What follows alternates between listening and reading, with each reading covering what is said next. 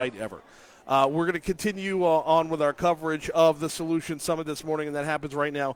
Want to welcome in Johnathan Williams. He's the Chief Economist and Executive Vice President of Policy for the American Legislative Exchange Council. Johnathan, welcome aboard, man. Good to have you here. Thanks for having me. No, glad to have you from the land of make-believe, D.C., as I always like to say. So we were in D.C. Not too long ago. We did Washington Mardi Gras every year, yeah, which is a heck of a time. All right.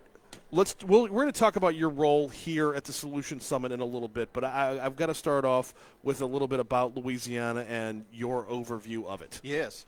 Well, I mean, obviously the numbers here are just horrible, right? Yeah. I mean, at 50th out of 50 for economic performance over the last decade, clearly we need a vision for a better Louisiana going forward. Mm-hmm. And our book, Rich States, Poor States, this comes from. Yes. I author with Art Laffer and Steve Moore every year. We've been doing this for 15 years mm-hmm. just to have a tool for legislators and the general public who are concerned about their states to say, how does my state measure up versus the other 49? Because if you don't measure something, you can't get better, right? And so that's essentially what we try to do with Rich States, Poor States. And we don't have a dog in the fight. I mean, we're looking at this from a 50-state perspective, not a partisan perspective.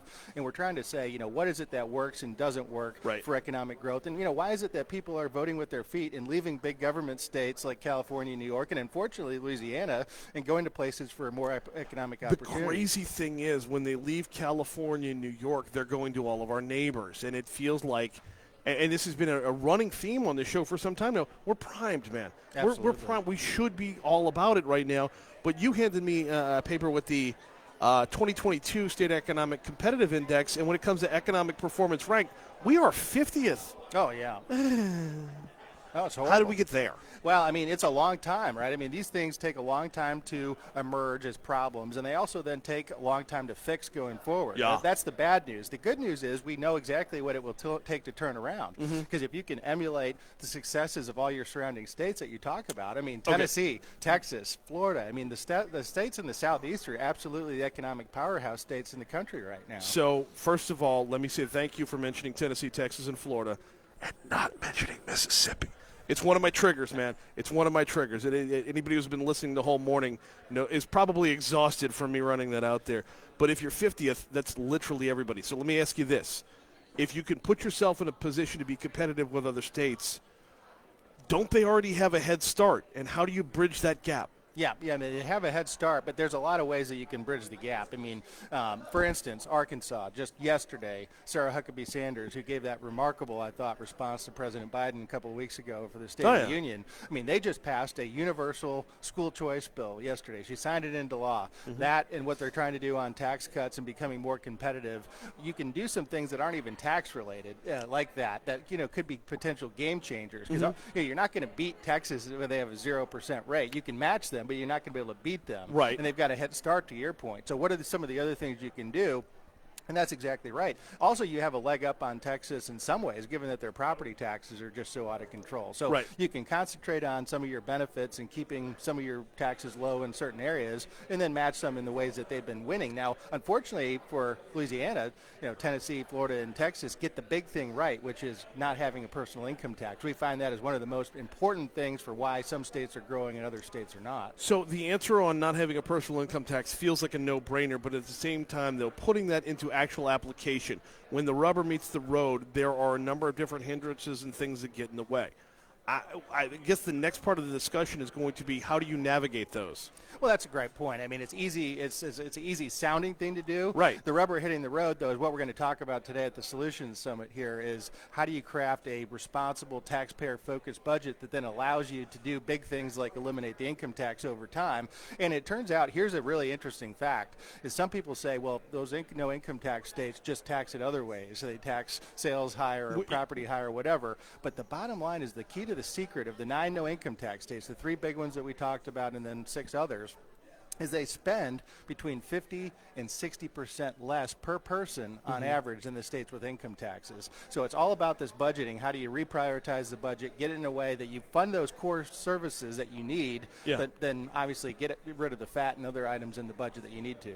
We're talking with Johnathan Williams from the American Legislative Exchange Council.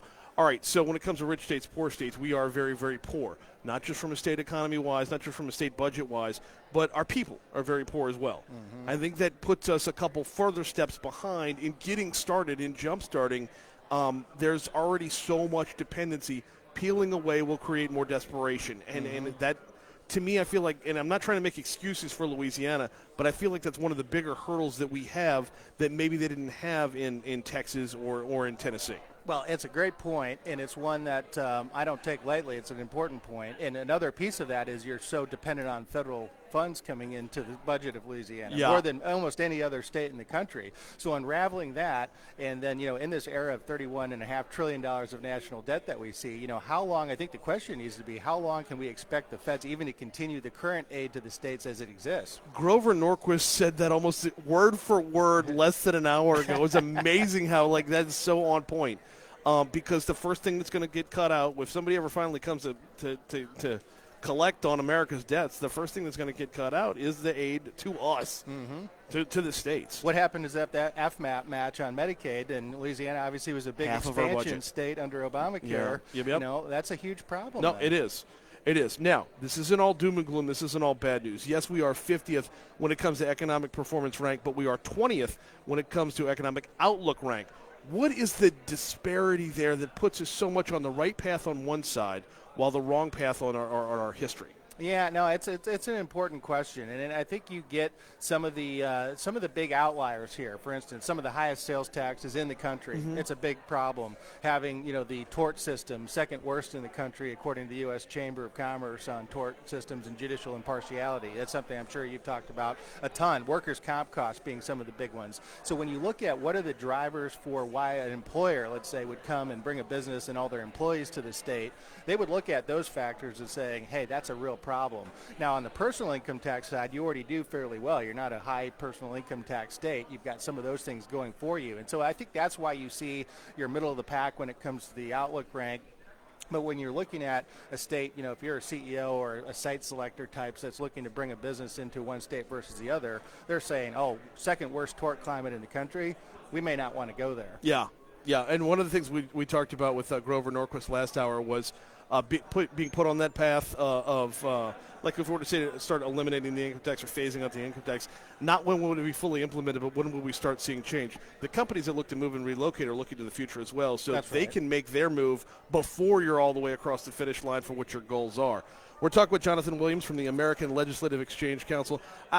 When it comes to, and I'm sure you don't have this off of memory, but when it comes to outlook versus performance, have we traditionally been at that level of disparity where the outlook is like, okay, all the pieces of the puzzle look like they're going to be there, we just don't perform to expectation? Well, the outlook has improved quite a bit in the last several years with some of the tax cuts and other things that you've been able to do. And so you've gone from 30th 2 years ago to 20th in outlook. So that's an important movement in the right direction. In the performance side, you haven't been 50th forever. My home state of Michigan was there for a long time, and we turned the corner. We did right to work. We did really important competitiveness enhancing reforms in Michigan. So we got out of the 50th spot.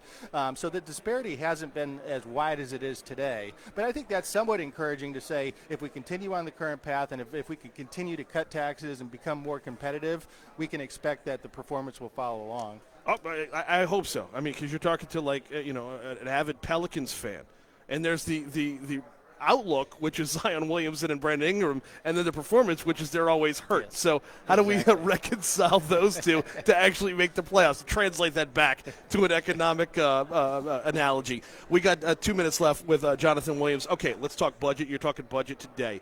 What's your focus within that? Well, it's kind of common sense budgeting, basically priority-based budgeting. That's what we were talking about. How do you get to a zero income tax over time? You focus on the things that need to be funded well. You start there first, and then you get everywhere else, and you really have a tough conversation like you would around your kitchen table, right? I mean, every day families and businesses are having these decisions, but government a lot of times doesn't have those prioritization considerations. The other thing I'm going to talk about today is long-term, how do we get ourselves on the glide path to zero income tax? You do it through spending restraint going forward. And so let's say Colorado, they have their taxpayers' Bill of Rights in the state constitution that automatically limits the growth of government spending to population and inflation growth. And what would Louisiana be today if it would have followed that path 10 or 20 years ago? That's the key to how you get rid of the income tax, is just stop the growth. You don't have to do a lot of huge cutting necessarily. You just have to limit the growth going forward. That's fair. And we got 2 hours and 28 minutes into the show before somebody said the same tough conversations you would have at your kitchen table. I'm not looking to compare a state budget to a family budget, but the reasoning that goes into those levels of conversations has to be similar in some regard. Bingo. You have to tell somebody no. There's what we need and what we want, and there has to be a dividing line between those two. Exactly. And you need adults in the room that can do that. Yeah. He is Johnathan Williams from the American Legend. You could just see the life leave my face as we're talking. Right? If you're watching on Facebook Live, that was just I had a moment of deflation right there. I have a 4.5-year-old and a 2.5-year-old, and if it was up to them, there would never be no. Yeah, There's got to be some people that are willing to step up and say, needs versus wants, we don't have everything we want. But that kid got one. But that kid got two. That's my life. Exactly. He is Johnathan Williams. You're going to be at it all day long talking budget here at the Pelican Institute's Solution Summit. I can't tell you how much I appreciate a couple minutes. The insight, the information, regardless of how ugly the number is. Wish I had better news. Yeah, well, hopefully if we could live up to that 20th, that'd be unbelievably great news. But the important part is we're having the discussions and we're on the right path. We're hopefully on the right path. Right. Johnathan, thank you so much for a couple minutes. Thanks for having me. Absolutely.